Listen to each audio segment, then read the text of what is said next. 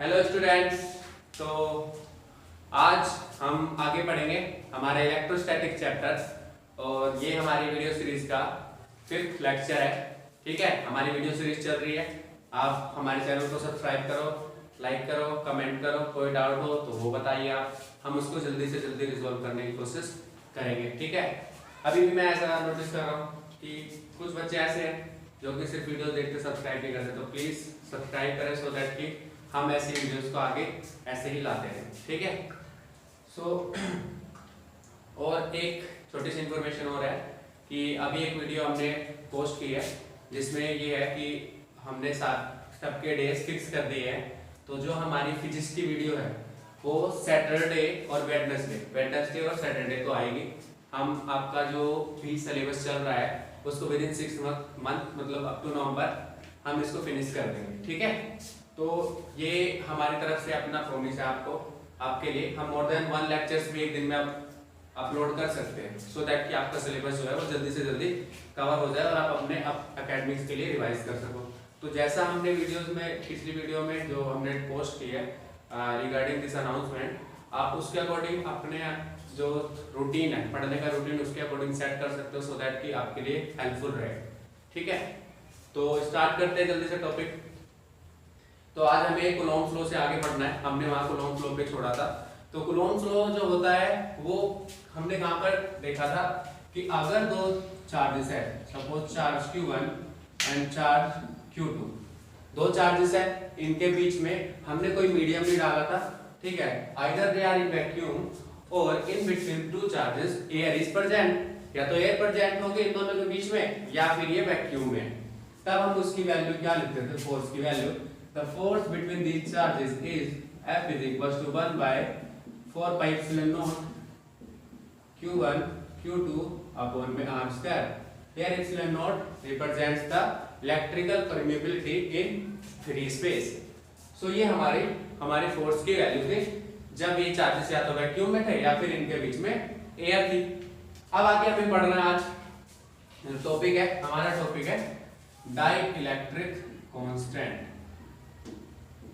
Dielectric constant और इसको हम रिलेटिव इलेक्ट्रिकल परमिएबिलिटी भी बोल देते हैं। Relative electrical permeability.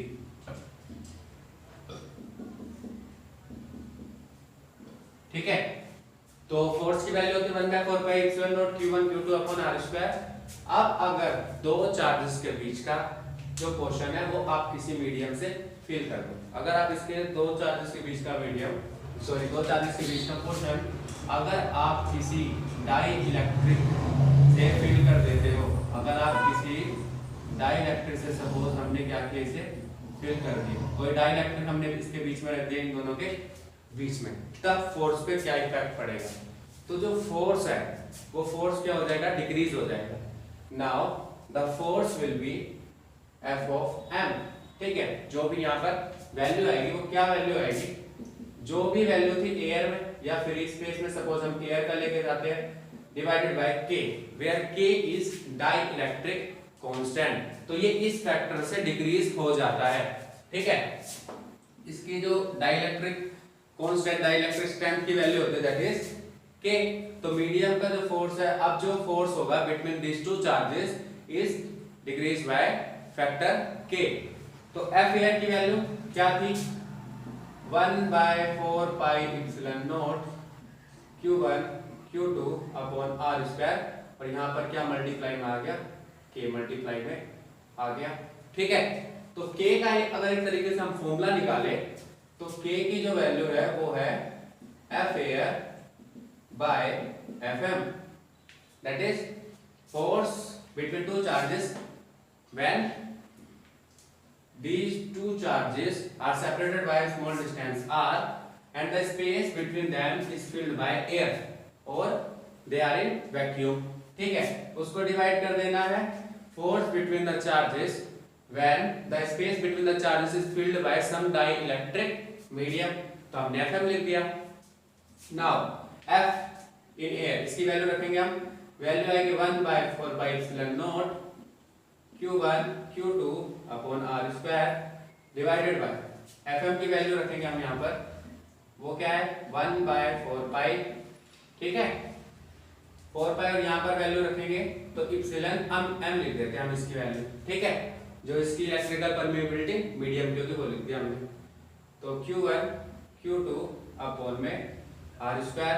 अब हम अगर इसे कट कर दें क्योंकि ये दोनों वैल्यूज तो सेम है, अब सिमिलरली ऐसे ही आप क्या लिखोगे 1/4πε0, रेसिप्रोकल हो जाएगा और 4πε ऊपर चला जाएगा, 4πε डिवाइडेड बाय 1, 4π से 4π कैंसिल, तो आपकी जो k की वैल्यू बनी, k की वैल्यू हमारी बनी εm डिवाइडेड बाय ε0।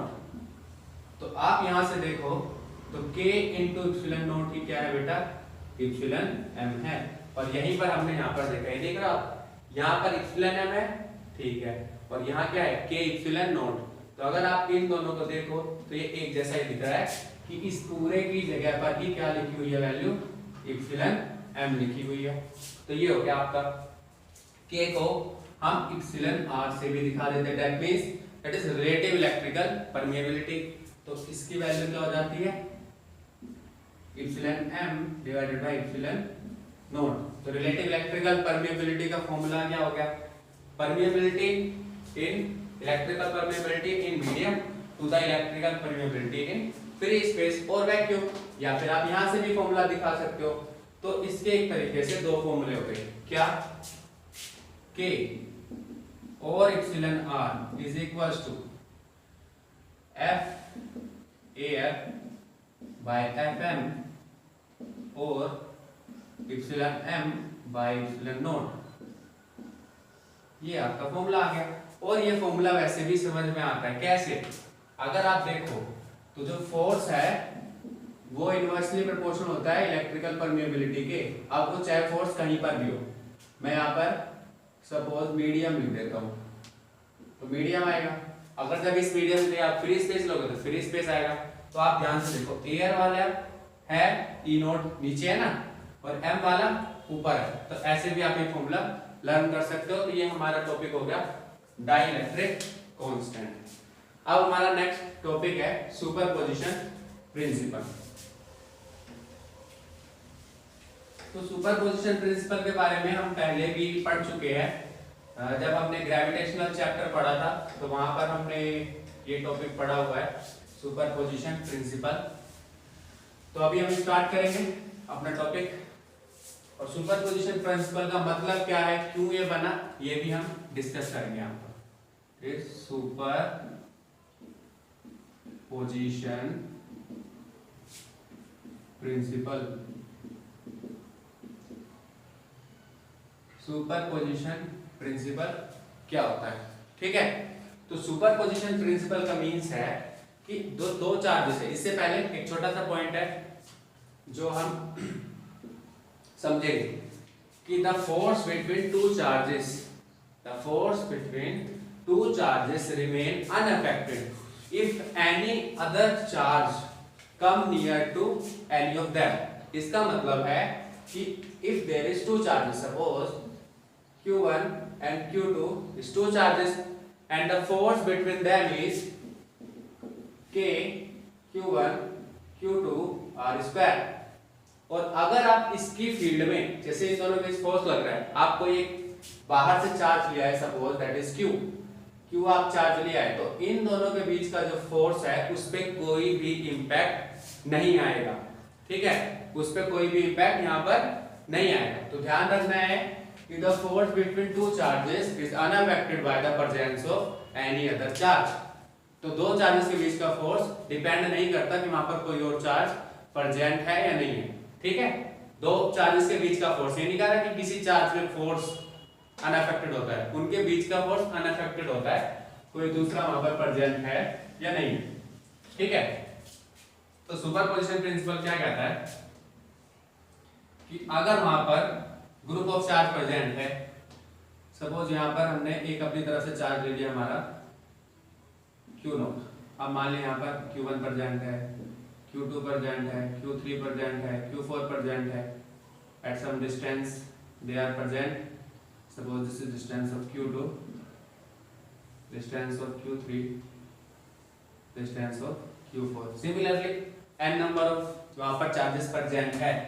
तब हम क्या करेंगे, देखेंगे कि ये फोर्स कैसे काम करता है. सुपरपोजिशन प्रिंसिपल कहता है कि अगर वहां पर n number of charges present है तो जो किसी एक चार्ज पे जो फोर्स लगेगा वो सम आएगा जितना उस पर दूसरे चार्जेस फोर्स लगा रहे हैं. दैट मींस अगर मैथमेटिकली मैं इसे लिखूं तो हम सपोज एक चार्ज अपने Q नोट को ऑब्जर्व चार्ज मान लेते हैं, मतलब कि हम उसी पर देखेंगे कौन सा फोर्स लग रहा है. तो सपोज हम देख रहे हैं फोर्स ऑन Q नोट या फोर्स ऑन 0 लिख देते हैं. तो इस पे कौन कौन सा चार्ज लगा रहा है, हमने यहाँ पर 5 चार्जेस लिए हैं, ठीक है. तो Q नोट पे देख रहे हैं क्या आएगा, F01 force on charge 0 due to 1 plus में force on charge 0 due to 2 plus में force on charge 0 due to 3, ऐसे similarly force on charge 0 due to 4. तो कहने का मतलब है कि अगर आप किसी एक चार्ज पे फोर्स देखते हो due to presence of other charges तो वो आएगा सम करना है आपको जितने भी चार्जेस उसके ऊपर फोर्स लगा रहे. सिंपली उसे हम क्या करना है, ऐड करना है. अगर यहाँ पर n number of charges present होते तो ये आप ऐड करके लास्ट में क्या लिख देते, force on charge 0 due to n. Simple, ठीक है. ये तो हो गया आपका सुपरपोजिशन प्रिंसिपल कि सबका फोर्स क्या हो जाता है, ऐड हो जाता है. ऐसे ही ग्रेविटेशनल फोर्सेस में भी होता था, तो वहां पर भी सुपरपोजिशन प्रिंसिपल लगता है. अब इसका हम छोटा सा फॉर्मूला डिराइव कर लेते हैं कैसे काम करता है. अगर यहाँ पर n number of charges present है, ठीक है, तब हम डिस्कस कर लेते हैं ताकि आपको पॉइंट्स क्लियर हो जाए. ठीक, तो फोर्स ऑन 0 लिख लेते हैं. तो फोर्स ऑन 01 वैल्यू क्या है, K Q not Q1 upon में R01 का स्क्वायर. R01 का मतलब है यहाँ पर जो भी 0 और 0, अगर ये यहाँ पर आपकी वैल्यू थी 0 तो 0 to 1 के बीच का जो डिस्प्लेसमेंट वेक्टर है यानी उन दोनों के बीच का डिस्टेंस हम क्या लिखते हैं फॉर्मूले में, दोनों चार्जेस का product divided by distance of separation का स्क्वायर. तो इन दोनों के चार्जेस के बीच में जो आपके दो चार्ज प्रेजेंट है दैट इज Q1 और Q नोट के बीच का डिस्टेंस है R01. इसको हम नाम देंगे R01. सिमिलरली हम अगर यहाँ पर डिस्टेंस ले ले Q नोट और 2 के बीच का तो उसको नाम दे देंगे हम R02. ठीक है. सिमिलरली 3 4 5 6 तो ये यहाँ पर लिखेंगे K Q note Q2 upon में R02 का स्क्वायर. सिमिलरली ऐसे हम लिखते लिखते लास्ट में क्या लिख देंगे, K Q note Qn R0n का स्क्वायर. तो ये हो गया फोर्स ऑन चार्ज 0. ठीक है. अब आप इसमें से क्या कॉमन देख रहे हो, K कॉमन है, Q नोट कॉमन है, अंदर क्या बच गया Q1 R01 का स्क्वायर प्लस Q2 R02 का square plus dash dash Qn R0n का स्क्वायर. ये वैल्यू आपको दिख रही है. क्या हम इसे जनरलाइज कर सकते हैं, बिल्कुल कर सकते हैं.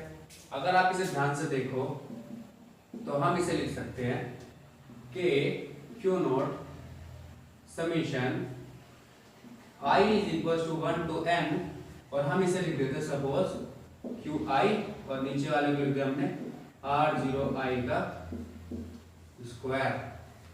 तो ये आ गया हमारा फोर्स ऑन चार्ज 0. ये समीशन क्यों लगा, ये सब सम में है. जब कभी भी ऐसे वैल्यूज एक पैटर्न में सम में होती है तो हम उसकी जगह पे समीशन का यूज कर सकते हैं. तो ये आ गया आपकी वैल्यू. अब आप यहाँ चाहो तो इसे वेक्टर फॉर्म में भी कन्वर्ट करके लिख सकते हो. ठीक है. डायरेक्शन सपोज इसकी हो जाएगी सबके लिए. Q1 वाले के लिए डायरेक्शन क्या लिखोगे, R0I. ऐसे कर करके जो भी उनके बीच में सिमिलर चार्ज डिसिमिलर चार्ज उस तरीके का केस आ जाएगा तो आप उसे वैसे लिख सकते हो. ठीक है. यहाँ पर आपका सुपरपोजिशन प्रिंसिपल खत्म हो जाता है. अब हमारा नेक्स्ट और लास्ट टॉपिक है continuous charge distribution. Continuous charge distribution एक हाइपोथेटिकल प्रोसेस है. रीजन क्या है कि चार्जेस तो होते हैं, हाँ ठीक है, चार्ज होते हैं, they are separate, they are discrete, but दिक्कत क्या है कि जब आप एक सरफेस देखते हो, उस सरफेस में एटम्स अगर चार्ज है, दो एटम चार्ज है, तो उनके बीच का जो सेपरेशन है वो बहुत ज्यादा स्मॉल होता है। तो वो इतना स्मॉल होता है कि आप उसको सेपरेट करके डील नहीं कर सकते। हम उसे सेपरेट करके डील नहीं कर सकते। तो हम मान लेते हैं कि पूरे का पूरा सरफेस है वो चार्ज है, उसी को हम क्या बोल देते हैं, continuous charge distribution. Continuous charge distribution. तो ये वैल्यू हो गई आपकी कंटिन्यूअस चार्ज डिस्ट्रीब्यूशन, सॉरी ये पॉइंट हो गया हमारा टॉपिक का नाम, कंटिन्यूअस चार्ज डिस्ट्रीब्यूशन का। तो इसका मतलब है कि जब हम ऐसे चार्जेस से डील करते हैं कि जब हमारे पास कि डिस्क्रीट वैल्यू ना मान पाए, तो उसके केस में हम क्या कंसेप्ट लगा देते हैं यहाँ पर कि पूरे सरफेस को ही चार्ज मान लेते हैं और कहते हैं कंटिन्यूअसली यूनिफॉर्मली उसके ऊपर डिस्ट्रीब्यूटेड है। तब हम उनके बीच का जो डिस्टेंस है वो वाला पॉइंट ना लेके कैसे लेते हैं, फर्स्ट जो आता है आपका linear charge density, it is represented by lambda. ठीक है, और इसको हम कैसे दे सकते हैं, अगर सपोज कोई लेंथ है, रोड है, ठीक है, उस पे अगर ये यूनिफॉर्मली क्या है, आपकी जो चार्ज है वो क्या है, डिस्ट्रीब्यूटेड है, और स्मॉल से उस चार्ज डिस्ट्रीब्यूटेड है उसका बहुत स्मॉल आपने लेंथ ले ली, दैट इज dl। ठीक है, आपको क्या करेगा, उस dl पे स्मॉल इनफाइनाइट टाइम स्मॉल हमने क्या ले लिया बेटा, चार्ज ले लिया। ठीक है, इसका मतलब क्या है, आपके पास मान लो कोई ऐसी क्वांटिटी 1D में सोच के चलो कि आपके पास एक तरीके की कोई लोहे की रोड है, उस पे चार्ज क्या है, डिस्ट्रीब्यूटेड है। अब आप उसको यूनिफॉर्म चार्ज डिस्ट्रीब्यूशन की तरह, कंटिन्यूअस चार्ज डिस्ट्रीब्यूशन की तरह मान के हम चल रहे हैं, तो क्या करते हैं, उसके इनफाइनाइट टाइम स्मॉल एलिमेंट्स ले लेते हैं, दैट इज dl। ठीक है, तो स्मॉल टाइम एलिमेंट्स हो गए, दैट इज dl। ठीक है, अब जो dl है उस पे हमने मान लिया कि उस पे चार्ज है dq, उस पे चार्ज कितना है, dq है। तो यहां पर क्या होता है, लैम्बडा की वैल्यू आ जाएगी dq by dl, that is charge per unit length. Linear charge density का मीन्स होता है charge per unit length. Density का मतलब क्या होता है, डेंसिटी इज, अगर आप जनरली डेंसिटी बोलते हो तो मास डेंसिटी होती है, तो मास पर यूनिट वॉल्यूम क्या है, linear charge density, that is line of charge related है। ठीक है, तो चार्ज पर यूनिट लेंथ ले लिया। ठीक है, अब यहाँ पर dq जो बोलते हैं, d जो यहाँ पर d है वो डेल्टा रिप्रेजेंट करता है। डेल्टा तीन होते हैं, d डेल्टा और ये वाला डेल्टा। तो ये वाला जो डेल्टा होता है ये सबसे ज्यादा स्मॉल होता है, इसीलिए जनरली हम इसे इंटीग्रेशन, डिफरेंशिएशन ऐसी जगहों पर यूज करते हैं। इनफाइनाइट टाइम स्मॉल होता है। ठीक है, और ये जो डेल्टा होता है वो ऑब्जर्वेबल होता है, उसको हम इजीली देख सकते हैं। चेंज होता है जो जनरली वेलोसिटी के फॉर्मूले में लिख देते हैं, चेंज इन डिस्प्लेसमेंट। ठीक है, तो उसको डेल्टा s से दिखा दिया, टाइम को t2 - t1 को डेल्टा t से दिखा दिया, इस वाले ट्रायंगल वाले डेल्टा से। और ये वाला जो डेल्टा है जनरली केमिस्ट्री में इलेक्ट्रोनेगेटिव वाले कांसेप्ट, इलेक्ट्रोनेगेटिविटी वाले कांसेप्ट्स में हम इस डेल्टा का यूज कर देते हैं। ठीक है, तो लैम्डा की वैल्यू आ गई dq बाय dl। ठीक है, इसकी यूनिट क्या होगी, dq की यूनिट क्या होगी, कूलम, ये मीटर, तो इसकी यूनिट हो गई simple coulomb per metre. Similarly हमारे पास होती है surface charge density, it is represented by sigma. ठीक है, तो अब इस केस में क्या है, सरफेस चार्ज डेंसिटी क्या है, जब सरफेस पे चार्ज क्या है, डिस्ट्रीब्यूटेड है, तो हमने उसका एक स्मॉल सा क्या किया, सरफेस मान लिया, और उस सरफेस पे चार्ज कितना प्रेजेंट है, dq प्रेजेंट है, that is if this is a surface. ठीक है, और इस सरफेस पे हमने क्या किया, बहुत ही स्मॉल एरिया कंसीडर कर दिया, इनफाइनाइट टाइम स्मॉल, इसको हमने क्या नाम दिया, ds, और it will consist charge dq। तो सिग्मा क्या हो गया, dq बाय ds। ठीक है, अब थर्ड इसी तरीके से लास्ट जो आती है हमारे पास वॉल्यूम चार्ज डेंसिटी। तो volume charge density it is represented by rho. ठीक है, अब इसमें भी क्या मानना है आपको कि आपके पास एक वॉल्यूम है, सपोज ये वॉल्यूम है, इसमें आपने बहुत ही छोटा सा एरिया कंसीडर कर दिया, infinite time sorry volume consider कर लिया इनफाइनाइट टाइम स्मॉल वॉल्यूम, उसको हमने क्या नाम दिया dv, और सपोज उस dv के ऊपर dq चार्ज है, तो जो आपकी वॉल्यूम चार्ज डेंसिटी आएगी that is dq by dv। ये आगे वैल्यू, ये इसकी वैल्यू आ गई। आप इसमें देखो सरफेस और चार्ज और डेंसिटी, तो सरफेस चार्ज डेंसिटी को आपने माना है तो चार्ज बाय सरफेस, इसमें वॉल्यूम चार्ज डेंसिटी है तो चार्ज पर यूनिट वॉल्यूम आ गया आपकी वैल्यू। ठीक है, अब इसकी यूनिट क्या बनेगी कूलम, एरिया होता है मीटर स्क्वायर में, तो इसके लिए यूनिट होगी कूलम पर मीटर स्क्वायर, और इसमें होता है क्यूब में, तो कूलम पर मीटर क्यूब, ये इसकी यूनिट हो गई। ठीक है, आप इसे फोर्स में कैसे यूज कर सकते हो, सिंपल है, force is equal to k q1 q2, q2 हमने dq मान लिया। अब आप उस dq की वैल्यू, अगर लेंथ थी, अगर वो लेंथ वाला केस था तो dq की वैल्यू यहां से निकालोगे, अगर एरिया वाला केस था तो dq की वैल्यू यहां से निकालोगे, और अगर वो सपोज एक टाइम के लिए आपके लिए वॉल्यूम वाला केस था तो आप dq यहां से निकालोगे। ठीक है, तो वो हम फोर्स में यूज कर सकते हैं, न्यूमेरिकल या जब अभी थोड़ी देर मतलब अगले नेक्स्ट लेक्चर में हम इलेक्ट्रिक फील्ड वाला डील करेंगे तो वहां हम इनका यूज करेंगे, तो आपको कंसेप्ट क्लियर हो जाएंगे। तो आज के अभी हमने आज के लेक्चर में क्या पढ़ा, superposition principle, dielectric constant and continuous charge distribution.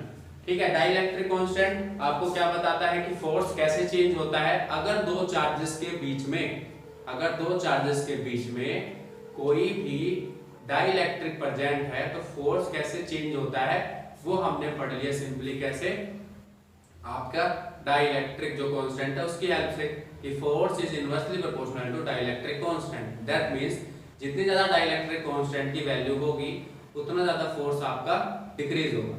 ठीक है, तो डाइलेक्ट्रिक कांस्टेंट की वैल्यू पढ़ ली हमने। उसके बाद हमने कंसेप्ट पढ़ा अपना सुपरपोजिशन प्रिंसिपल का, वो क्या कहता है कि अगर वहां पर n number of charges present है तो एक चार्ज पे कितना फोर्स लगेगा, हम सम कर देंगे जितना सारे चार्जेस उस पे मिलकर फोर्स लगा रहे उसका। ठीक है, और ये था कंटीन्यूअस चार्ज डिस्ट्रीब्यूशन। तो कंटीन्यूअस चार्ज डिस्ट्रीब्यूशन का है मतलब कि हम अगर किसी भी एटम को, किसी भी सरफेस को कंसीडर करें और दो एटम अगर चार्ज है तो उनके बीच का डिस्टेंस काफी स्मॉल होता है, तो हम उसे r से रिप्रेजेंट नहीं कर सकते, बहुत स्मॉल है। ठीक है, इसी वजह से हम क्या करते हैं कि पूरे के पूरे जो सरफेस है या वॉल्यूम है या लाइन है उसको हम चार्ज मान लेते, तो उसको हम बोलते हैं कंटिन्यूअसली, बिल्कुल एक दूसरे से जो चार्ज है एकदम सटके है, तो इसलिए हम उसको बोलते हैं कंटिन्यूअस चार्ज डिस्ट्रीब्यूशन। तो यहाँ तीन टाइप की कंटिन्यूअस चार्ज डिस्ट्रीब्यूशन होती है जिसकी वैल्यू हमने कैलकुलेट करी। इसमें हमने डीएल मान रहा है स्मॉल लेंथ, इसमें हमने सरफेस के लिए स्मॉल सरफेस, इसमें हमने वॉल्यूम पे लिया। जब हमने डीएल लिया तो हमें डीक्यू मिल गया, तो हमने डीएस लिया तो वहां पर हमें चार्ज डीक्यू मिला, डीके लिया तो वहां हमें चार्ज डीक्यू मिला। हमने कोइंसिडेंटली इनको डीक्यू डीक्यू मान रखा है, अदरवाइज सब पे चार्ज अपने अपने अकॉर्डिंग आएगा, वो वैल्यूज हम वहीं पर कैलकुलेट करेंगे। ठीक है, तो ये लेक्चर आपका यहीं पर खत्म होता है। आगे जो नेक्स्ट लेक्चर है वो काफी इंपॉर्टेंट होगा क्योंकि उसमें हम इलेक्ट्रिक फील्ड के बारे में पढ़ेंगे, और ये जो कंटीन्यूअस चार्ज डिस्ट्रीब्यूशन और डाइलेक्ट्रिक कांस्टेंट का कांसेप्ट है ये बहुत इंपॉर्टेंट होता है जब आप आगे की इलेक्ट्रोस्टैटिक्स पढ़ोगे उसमें। ठीक है गाइस।